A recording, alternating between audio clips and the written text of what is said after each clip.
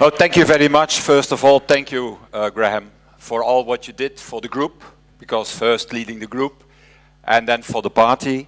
And I want also to thank you to organize this Congress here in Budapest. And I want to thank also Xavier Bettel, who is in the lead since the middle of the year of the European Council. And I can testify, Xavier, that since the Luxembourg presidency has taken over, things are going forward now.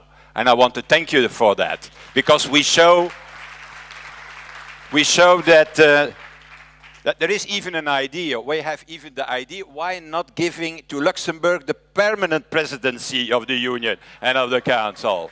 But no, it's not so big country. You can do the two things together. Why not? So in any way, it's fantastic what you are doing for the moment, and things are going forward. But that said, dear friends, it's no coincidence that we are doing this Congress here in Budapest. Or the reason why we are here is to say no to the illiberal state of Mr. Orban. That's the reason we are here. Because let's be clear. Let's be clear. Russia is an illiberal state. China is an illiberal state. Venezuela is an illiberal state. North Korea is an illiberal state. Well, there are no place for North Koreas or Venezuelans in Europe, dear friends. That is our message to Mr. Orban. And let me tell you a short story. Some of you know that story maybe. Mr. Orban has not always been like that. I met him for the first time, I remember it, 25 years ago. It was right after the fall of the Berlin Wall. It was here in a hotel in Budapest. I don't remember what the name of the hotel was, but what I do remember, that at that time he was a convinced liberal at that moment. And Fidesz, his party, was nothing more than the student organization of SDSZ. That was the liberal party with so eminent intellectuals and writers like Kertész, Esterházy, and my friend Jorge Konrad. And Fidesz means literally, and now it becomes very tricky because I'm going to speak Hungarian, Fiatal Demokratság Csevetsége. More or less, yeah? Okay, yeah, thank you. So, translated, that means Alliance of Young Democrats. And I know that's hard to believe, but in his first term as Prime Minister, let's recognize it, he reformed pensions, he cut taxes, he passed progressive legislation, and he was a true liberal. And it was in 2002, when he lost the elections, that he went in opposition, and that to regain power, he renounced all the principles and became a pure populist, replacing, in fact, liberal values with the idea of what I call the dictatorship of the majority. The majority decides, and even you can decide against all liberal and human values that exist. And since he is back in power, we know what it is. He limited freedom of religion. He curtailed the open internet. He undermined the freedom of the press. And you have to say it, and it's difficult to say it in Budapest, but we have to tell it in Budapest. Today, Hungary is in many ways an autocratic state in which journalists and NGOs can be raided at any time. But let's be clear about this. Viktor Orban is not only a problem for Hungary or for the Hungarians, he is our problem, a European problem. I think for today, Mr. Orban is in fact Europe's moral crisis. Because instead of defending our European values, we tolerate him. We barely react. The European Council doesn't react. The European Commission do nothing. And neither, we have to tell the majority in the European Parliament. Verbal protest, enough. Letters all over the place. But no action.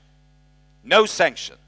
Because Mr. Orban knows that he is protected by the EPP, by the European People's Party, who is, it's true, the largest party in the European Parliament, but at the same time the most spineless party in the European Union. And the reality is very clear. To enter the European Union, you have to fulfill the Copenhagen criteria very strictly. Strict guidelines on democracy, freedom of press, freedom of religion, respect for minorities, you name it. But once a country has entered in the Union, well, it's typical Europe. Nobody looks back. You can do what you please, like in Hungary, and it is this double moral standard that exists today in Europe. That's the reason why we are here. It's this double standard that undermines the leadership of the European Union, the moral leadership of the European Union. Because with what right, dear liberal friends, do we criticize Mr. Putin or African dictators when we are not able to enforce democracy and the rule of law at home in the European Union? What is our moral leadership? But unfortunately, dear colleagues and dear friends, the moral crisis is not our only weak spot. We have, unfortunately, many others.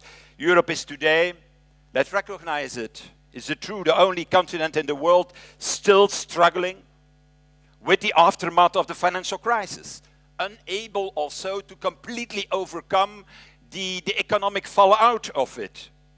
Europe is also divided in the face of the ongoing refugee crisis, also paralyzed institutionally, because of a possible Brexit. And the last few days we are confronted, as we know, with a security crisis beyond precedent, a barbaric attack on Paris, on the Paris youth especially.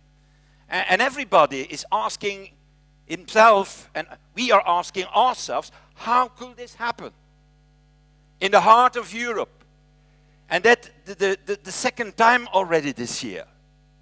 Well, I think that the harsh reality is that terrorists know no borders, while our 28 national security and intelligence agencies are separated by borders. And I think that the ultralight approach of, we're going to coordinate our national services, we're going to coordinate our intelligence agencies, is failing time and again. It's an ultralight approach, especially in counterterrorism. In 2004, Madrid. In 2005, London. Now in 2015, Brussels and Paris.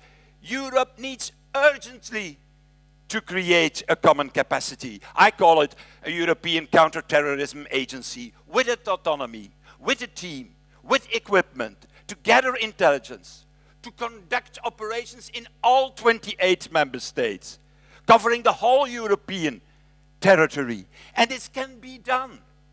This can be done immediately by pooling a significant part of our 28 national counterterrorism units. Because, let's say it, sovereignty, national sovereignty doesn't mean anything, dear friends, if we cannot assure that all of our citizens are safe. Then it doesn't mean anything, sovereignty. And the same counts for the ongoing refugee crisis. It is Sophie in 't Veld, the vice president of our group, who have visited yesterday a detention center here where refugees are kept without any prospect, in indefinite detention, what is in fact an inhuman practice. And it's even more shameful, we have to say it as liberals, a more shameful fact that every year nearly 4,000 people die in misery in the Mediterranean Sea. And also there, dear friends, the basis of this painful tragedy is a lack of Europe. There is no common European border management. That doesn't exist in Europe. There is, at the same time, no European asylum system, no European migration strategy, and no equivalent of the green cards as they, for example, exist in Canada or in the USA. No, in Europe we do it better. We have 28 cards. In fact, we have 29 because we have also the blue card, and we have 28 different interpretations of our international obligations towards asylum seekers and refugees. So it's no surprise. Let's not be surprised that in such a situation, in such a chaos, Schengen comes under pressure, and that one member state after the other starts again to erect new borders with brick or with barbed wire. The refugee crisis, dear friends, is the ultimate proof of the necessity to develop a real common foreign policy. And I think even to start to build up a European defense community. Because looking away like we did for more than 4 years from the problems in our neighborhood, as we did in Syria, is in fact no option. It has created two things. It created a refugee crisis without precedent and a terrorist state, Daesh. And if we want to live in peace, if we want to secure our freedom and security, we need now, at this moment, to stick our neck out. And we need now to make a fundamental choice. Do we really continue along the path that we have followed in recent years? Sticking our head in the sand like the conservatives are doing and like the socialists are doing, pretending, oh, it isn't all that bad. Swear by the politics of small steps. The small steps that in our, let me say it, in our rapidly changing world equals stagnation, equals immobility, always too little and always too late. And what we are in fact doing with these small steps is in fact further paving the way for all nationalists and populists in Europe, who dream only from one thing, and that is to break up our continent and to return to our national borders, to the dominance of national identity, as if we have learned nothing from the past, as if we have forgotten completely that nationalism and populism and all their excesses have been responsible for 20 million deaths in Europe, slaughtered on the battlefield, killed in cleansing, ethnic cleansing and in pogroms, and murdered in the Shoah. Well, continuing on that path, the path of the small steps, if it is possible, in a pragmatic way, well, that is making nationalists and populists always stronger. And that is a choice that we can make, but I can tell you, it's definitely not my choice, and I think also not your choice. I'm convinced about that.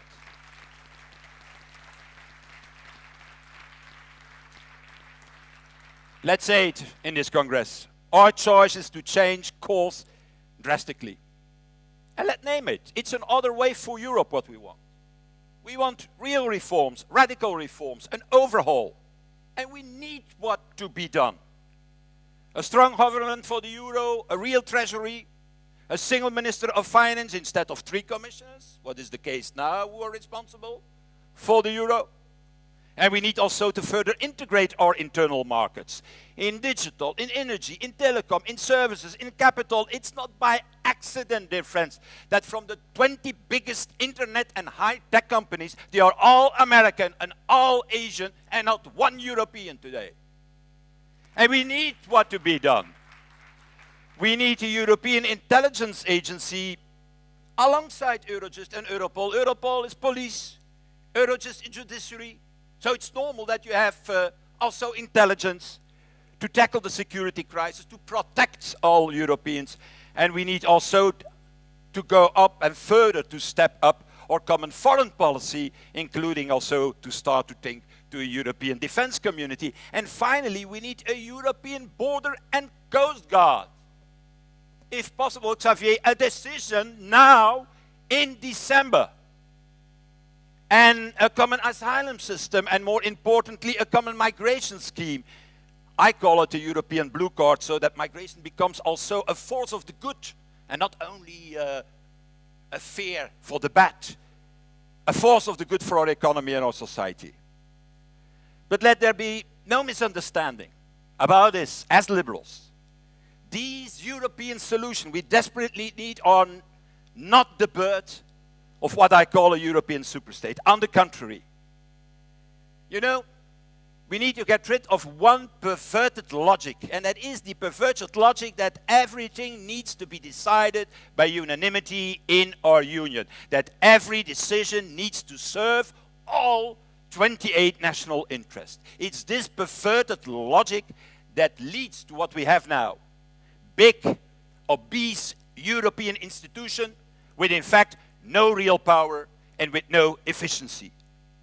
Let me tell you, I put you the question, do we really need a European Commission of 28? We don't even have enough portfolios and budget to give them on all 28 a full-time job. That's the reality.